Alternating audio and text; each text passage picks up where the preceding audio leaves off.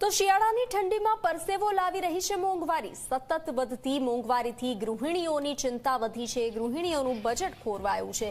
Veg થાળીમાં ગત વર્ષની સરખામણીએ 7% વધારો જોવા મળ્યો। ગત વર્ષ કરતાં બટાકા 50 અને ટામેટા 35% મોંઘા થયા છે। વેજ થાળીમાં 32.7 રૂપિયાનો વધારો થયો છે।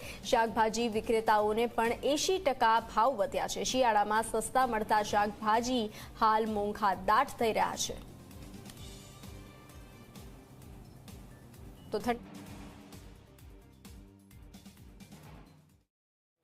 વધતી જતી મોંઘવારી દરેક મધ્યમ વર્ગીય માટે ચિંતાનો વિષય છે અને એવામાં ક્રિસિલનો એક રિપોર્ટ આવ્યો છે કે જેમાં મોંઘવારી પાછલા વર્ષની સરખામણીએ ખૂબ વધારે વધી રહી છે।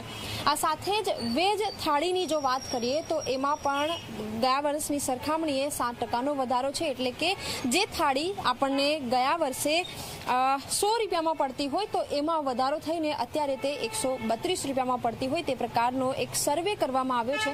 આ સાથે જ અલગ અલગ શાકભાજીના ભાવ જોઈએ છેલ્લા કેટલાય સમયથી સતત વધી રહ્યા છે। સામાન્ય એવી શાકભાજી કે જે શિયાળામાં જેની આવક પણ થતી હોય છે, સ્વાસ્થ્યવર્ધક આ શાકભાજીઓ, પરંતુ તેના ભાવમાં કોઈ રાહત નથી। ગૃહિણીઓ આપણી સાથે જ એમની સાથે વાતચીત કરીશું। આપ જણાવો, શાકભાજીના ભાવ અત્યારે તમને કેવા લાગી રહ્યા છે? વધારે જ છે અત્યારે તો। કઈ શાકભાજી તમને મોંઘી લાગી રહી છે? બધા જ ભાવ વધારે છે, બધા શાકમાં ચાલુ દિવસ કરતા। અચ્છા, તમને એવું લાગે છે કે બીજી બધી મોંઘવારી છે પરંતુ શાકભાજી જે પ્રમાણે વધી રહી છે એમાં કોઈક રાહત મળવી જોઈએ? મળવી જોઈએ રાહત, પણ હવે છે જ નહીં તો શું કરીએ? બિલકુલ, શાકભાજીનું જે બજેટ છે, શાકભાજી એક એવી વસ્તુ છે કે જે જીવન જરૂરિયાતની વસ્તુ છે, તેનો કોઈ વિકલ્પ નથી।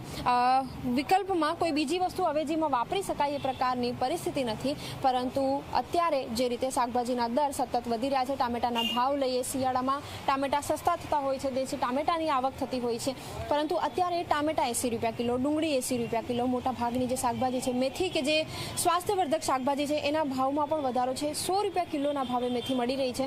તો ક્યાંક આ તમામ જે શાકભાજીના બજેટ છે એ ગૃહિણીના બજેટ ઉપર અસર કરી રહ્યા છે। કેમેરામેન તુષાર શાહ સાથે સપના શર્મા, ઝી 24 કલાક, અમદાવાદ।